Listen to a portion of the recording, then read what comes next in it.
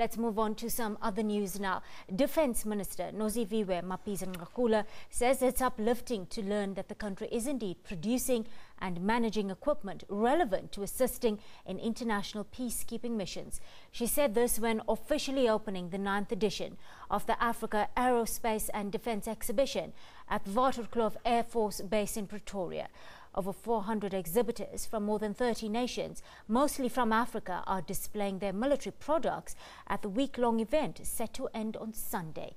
Our reporter Patricia Vasaki has been following that story. We continue with our coverage of course, this technology and innovation extravaganza that is playing out here at the Waterkloof Air Force Base. In case you're not sure what we're doing here, we are covering the 2016 Africa and Aerospace, of course, and Defence Force exhibition that has officially started today, and it continues until Sunday.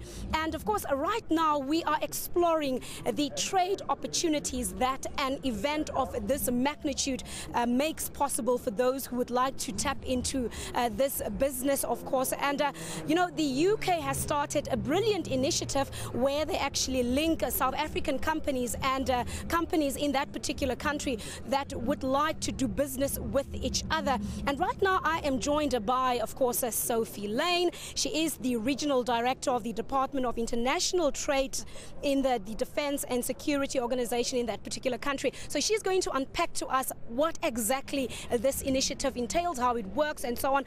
Sophie, thank you so much for joining us. It's been a great day. We have seen a lot of exhibitors showing us their creative flair and their technological capabilities. But you have something else that you have brought to the table here. Can you just unpack that for us, please?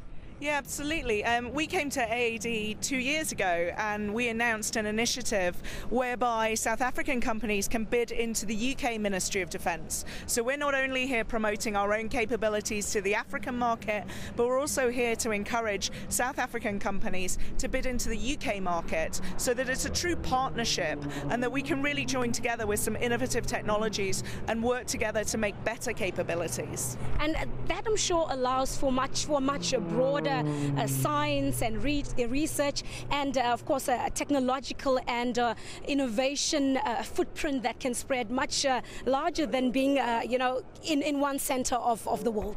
Yeah, absolutely. What we found is over the past 2 years since this excellent exhibition, we've actually found that we've grown the number of companies that we've been working with. So I brought 27 UK companies with me this week, and they are hosted on a number of South African stands because of the level of partnership that's grown over those years.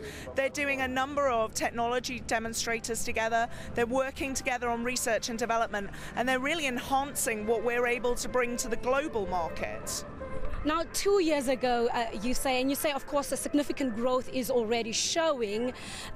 Who are the people that are really interested? Do you have maybe a profile, more or less? And what are the trade ties that they are more interested in, more or less? So we've done a lot of work, particularly with Denel, Paramount and ECM here in South Africa. And what we're looking at is we're looking at land systems, communication technology, satellite communications. We've also been looking at maritime security and border security. So things that are really important within the African market, but actually have applicability across the whole globe.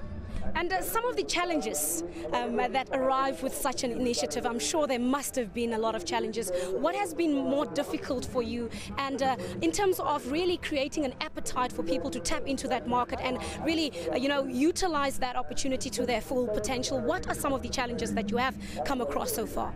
Well, I think the biggest challenge probably on both sides is cost. We although we're strong partners, we're actually very far away, and it is expensive to bring some of our smaller companies who have the more innovative technology to South Africa to be able to display and to be able to meet their partners. So we've overcome that. We've run a number of missions over the past couple of years. We've had ship visits. We've also encouraged some of the big South African primes into the UK to come and meet those companies face to face and see what they're doing. So I think that's probably been the biggest challenge. The second is probably visibility, which is why it's really useful that over the last 2 years we've maintained a profile well in South Africa, and we're continuing to talk about how much we want to work together and how much we're looking for the two-way partnership, because it isn't just about being good for the UK, it's got to actually be mutually beneficial.